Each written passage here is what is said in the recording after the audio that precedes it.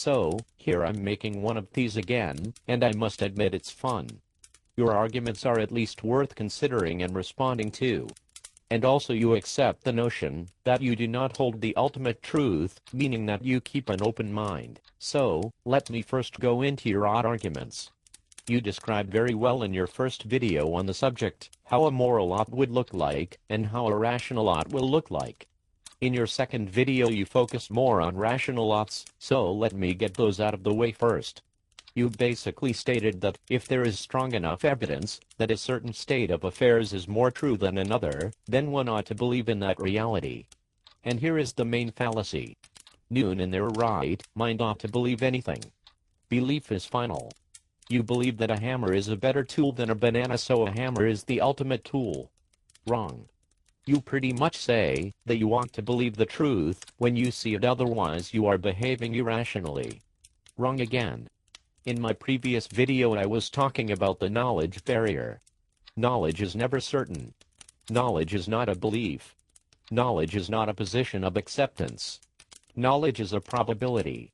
This model is one of the possible models for explaining an is. This model is not true, this model is not accurate, it's just one of the many.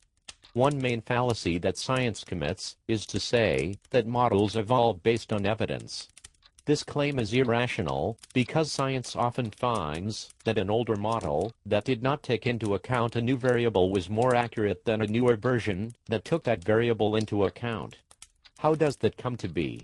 That comes to be because in science, or in knowledge, you never know the number of unknown variables influencing your observations. So a newer model that takes a new variable into account may or not be better than the previous version, and anyone who understands how science works also understands this principle. It is called the emergence principle. So, let me wrap this argument up first. Accepting reality, where reality is just a model, a construct, is a fallacy. Belief is a fallacy. You were right in saying that atheists trying to convince you that their point of view is more valid, as in ought to be better or more true, is a logical fallacy. What I'm saying is that to hold any belief, to accept any truth, is a fallacy, as there is no truth, only a model of the truth that appears to conform to observations more often, or that is statistically more valid. Thus, holding a belief in God, or holding a belief in democracy or in science, or in asphalt for that matter, is a fallacy. You may now say that in fact I'm an agnostic. Semantics are less interesting to me at this point, but for the sake of argument I maintain that I'm an atheist and an agnostic at the same time. I say I'm an atheist because I know, within the above described limits of knowledge, that neither descriptive model proposed by any religion holds up to the facts. Furthermore, descriptive models offered by religions don't even come close to the facts. So I can claim to know that the Christian God, or the Muslim God, or the Jewish God does not exist. What I cannot claim to know is if any godlike being is an impossibility. A creator God most likely is an impossibility because of causality. A creator needs a creator. But other than that, I have no knowledge of the possibility or impossibility of the existence of such a creature.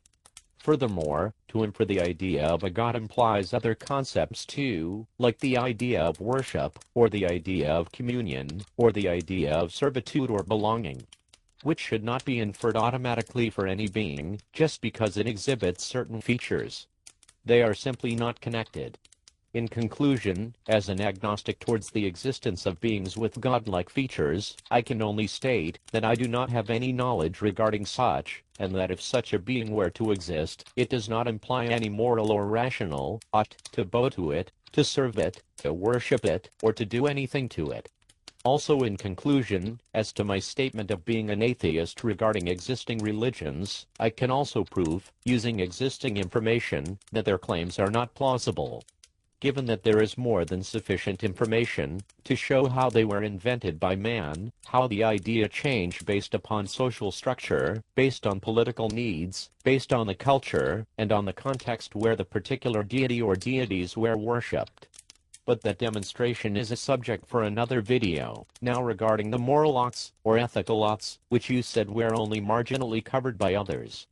Let me start by saying that the argument against them is basically the same as the one against the rational lots, or more simply against any belief. You said that accepting truth is instinctive, which is true. Belief is also instinctive, as it serves a purpose. The purpose of belief is to allow us to operate in a world of uncertainty, to allow us to make decisions instead of forever remaining locked in indecision because of lack of information. We never have sufficient information to make a rational decision. That's why our decisions are never fully rational, even if we'd like to think they are. That is why we also have emotions and beliefs to help us make a leap of faith and act. So there is a practical goal to belief, which is to enable action in beings who are capable of reason. Evolutionary speaking, reason came after emotion, so reason is a tool to balance emotion, not the other way around. But let me get back to the ethical oughts. Ethics are prescriptions, they are oughts in themselves. Now where do ethics come from? From God? Okay, I'm being sarcastic. Ethics are, as far as we know, an exclusively human trait.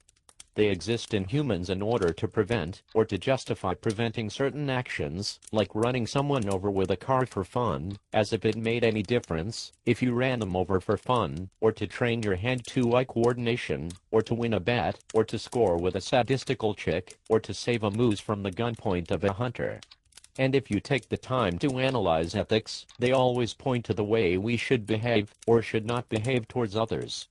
So, ethics do not exist when you are alone, but only in the company of others. Then ethics makes sense.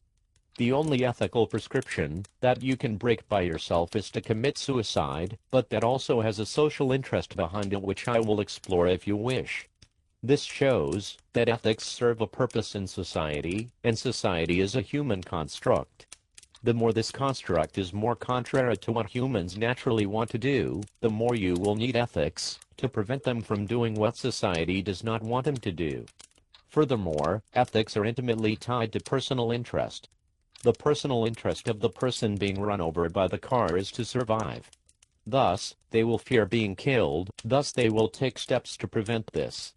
Because we live in a system that allows fears to be pooled together as laws, we have society-wide rules against killing. I would also like to note at this point that it doesn't matter if those rules are imposed via a religion, police, state, military, neighborhood watch, etc. The only difference is in how you try to convince people to respect those rules. Because there are sufficient reasons for enough people to fear getting killed, this fear has become institutionalized. But let me give you a better example: drunk driving. There is a law against drunk driving. Would that law still exist if there were no cars? Would that law still exist if we lived in a society that was unable to produce cars?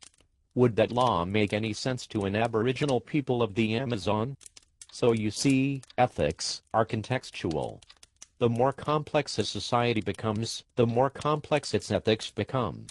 So there is no ethical ought, only contextual oughts, based on subjective fears. This is it for now, looking forward to making more of these. Bye-bye.